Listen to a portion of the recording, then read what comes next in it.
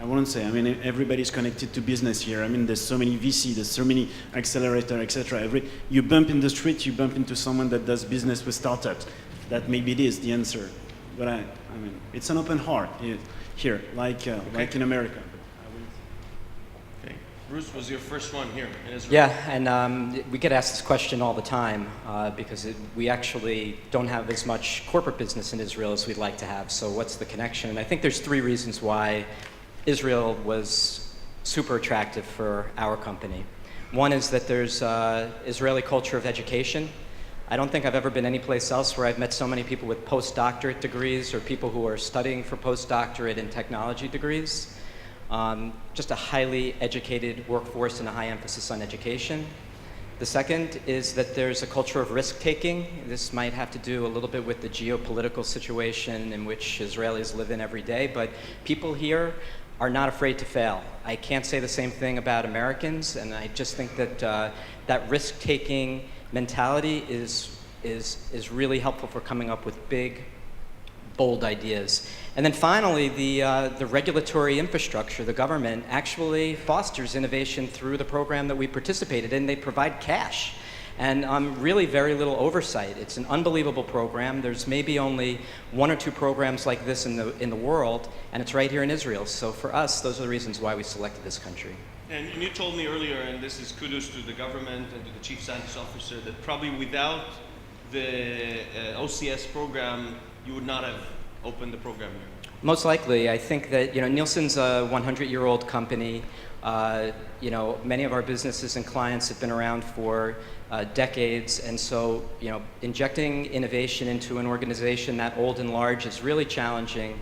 Trying to get US-based executives to pony up money for risk-based capital in a country like Israel would have been really challenging, but when we were able to lay it out as the OCS program where the chief scientist of Israel is providing up to 85% of the initial seed round capital, it really helped de-risk getting both into the incubator accelerator space as well as entering Israel. So a tweet for Avi Hasson, good work bringing Nielsen here through the OCS program. Great. And Orange, you're running a program in San Francisco, right? And in some other places. Yes, so we are running programs in countries where we have operations, like France, Poland, Ivory Coast, but also in very innovative countries, San Francisco. So what took you so long to come here? Well, you're right. It took us a little too long to come here, but we already worked very closely with the Israeli startup. And for example, we acquired a startup, Orca Interactive, that was 6 years ago. So that's quite a long time now. And the Livebox, the digital entry point in your home was co-developed with an Israeli startup, Inventel. So that was 15 years ago. So it's a long story between Orange and Israel. But so we decided now to launch this fab because Israel is an innovation hub. Lots of energy, I think sun, and then energy, and that's really important. And the internal market is very small, and so startups in Israel have to think international at the very beginning. Yes, and when you compare, especially to the other advanced markets like San Francisco, can you compare the entrepreneur you see here versus the entrepreneur you see there? Are there any differences, or? There are many links, to be honest, between Israeli startups and American startups, and but I think there are less link between Israeli startup and Europe. And what we are trying to do also through this program is to have more link between Israeli startups and Europe.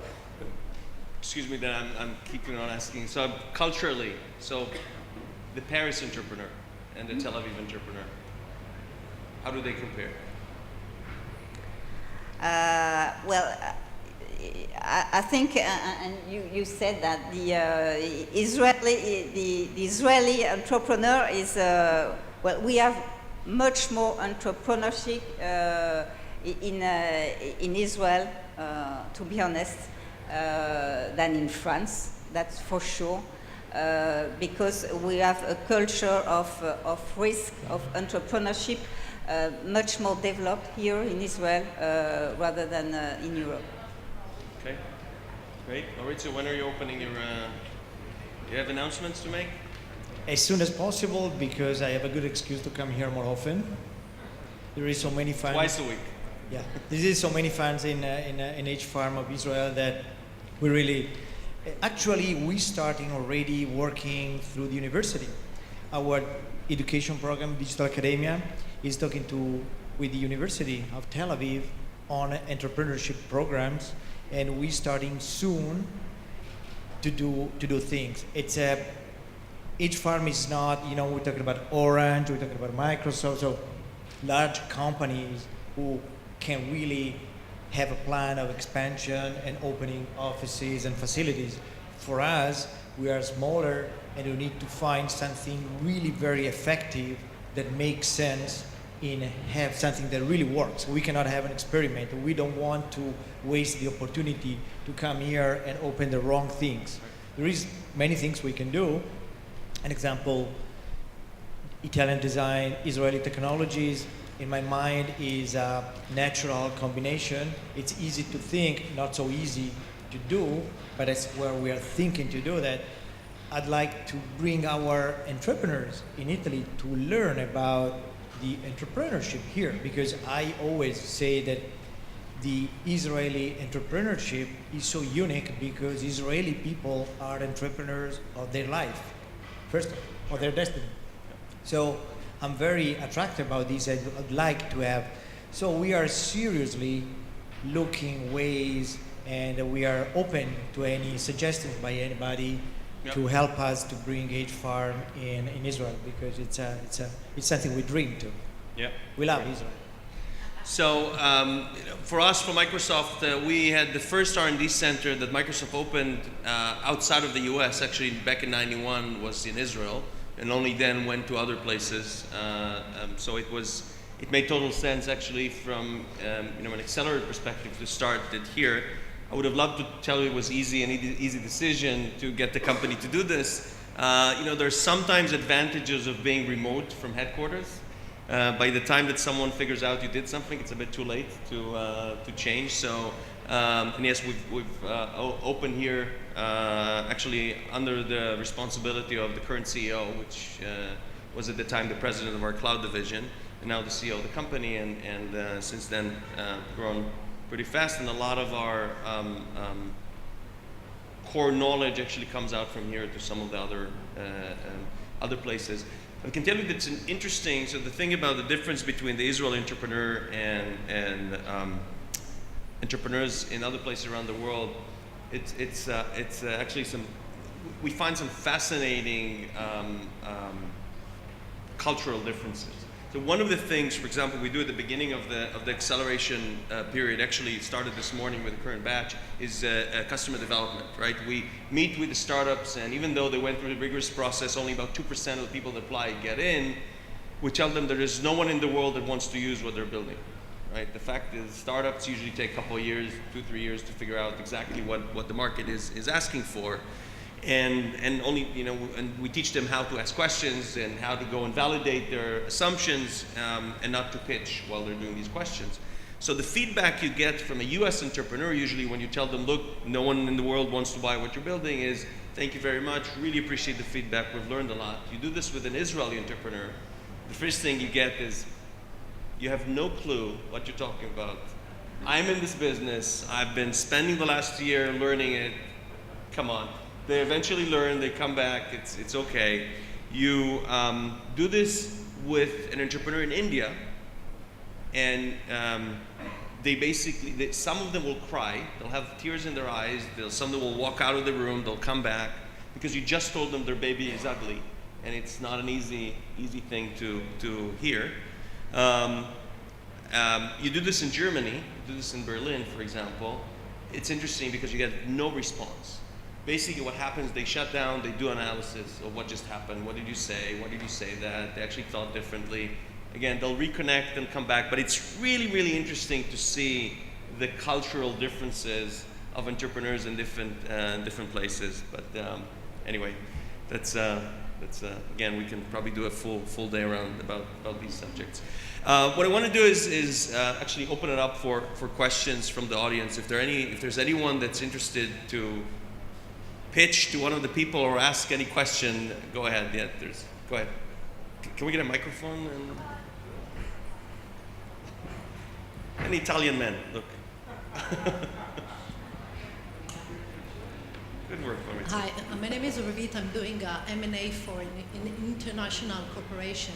Among other things, we bought in Israel a startup which was backed by the OCS. It's a great startup, by the way, but the OCS is kind of a burden because you have to wait. When you do the acquisition, you have to wait for the approval, and then if you want to take the IP or the know-how out of Israel, if you're an international corporation, you may want to do it. Then there's all the penalty and all the process that you have to go. My question is, what is the trade-off? I mean, what is the advantage of coming to an OCS-backed accelerator or incubator, I mean, against this burden that you have to take? Yeah, so wait with the tweet for Avi Hassan. So let's go ahead.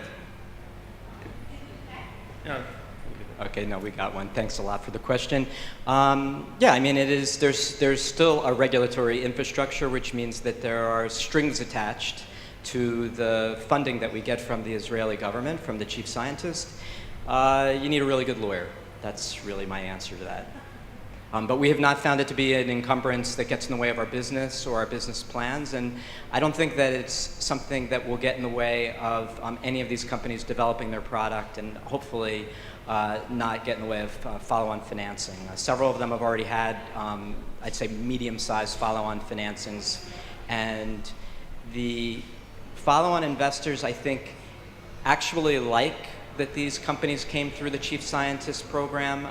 There's a certain amount of promotion and investment that the chief scientist office makes in the companies that they back, which includes their own network, which can be valuable. And again, speaking as a New Yorker, the Israeli Ministry of Economic Development, which is based in New York City, is a very active participant in promoting Israeli incubated companies within New York City.